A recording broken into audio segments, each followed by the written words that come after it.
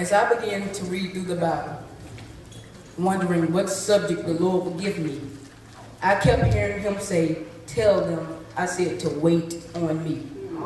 Then it all started to come together and make sense.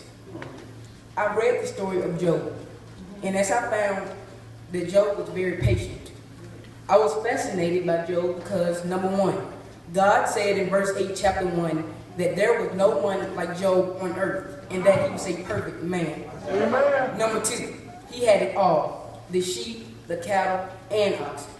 Verse 2, chapter 1 says that he was a great man, and he had a great household.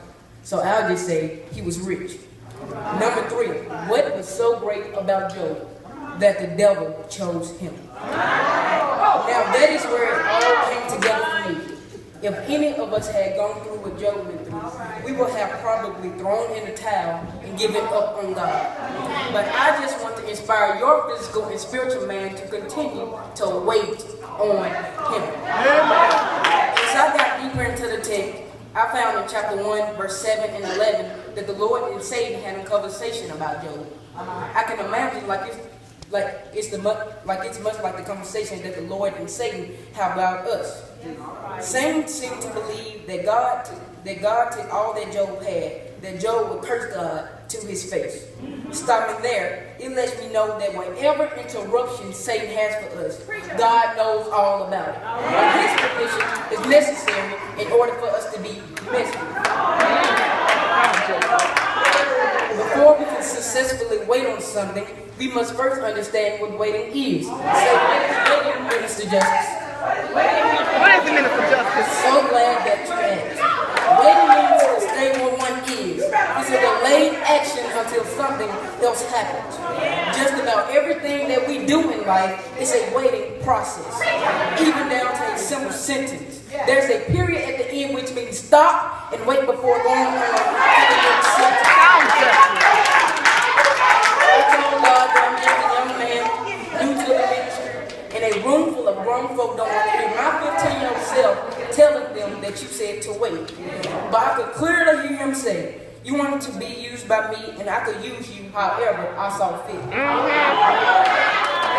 He first took me to Isaiah 40, verse 31, and it said, "But they that wait on the Lord shall renew their strength." I then found myself in Psalms chapter 27, verse 14, and it said, "To wait on the Lord, be strong and let your heart take courage." After that, I found myself in Psalms 130, verse 5 through 6, and it said, "I wait on the Lord. My soul waits, and in his word I put my hope." My mind started to wonder, thinking that waiting seemed like forever. But then God gave me Jude, chapter 1, verse 24 through 25. "And all I needed to see was, now unto him that is able to keep me from falling," which is my confirmation that God is still holding us yet while we wait. He is our own personal shop. I learned as a toddler that when you ask for things, you may not always get it right away. For example, I would ask my mom for a cup of water, and maybe she was washing dishes. She would look at me and say, "Justice, wait a minute." I knew I would get the water, but not at that very moment. What I'm saying is, yes, he's an on-time God, but no, our time is just not God's time. You are praying and fasting, nothing has happened. Well, you just have to keep praying and fasting until something happens. We have to understand that we are the creators of our own blessing blockers. The mess, the lies, the wreckage that we keep calling are those blockers. It is only after we surrender all that he can clean us up and send our blessings down. In other words, you will have to continue to wait it out.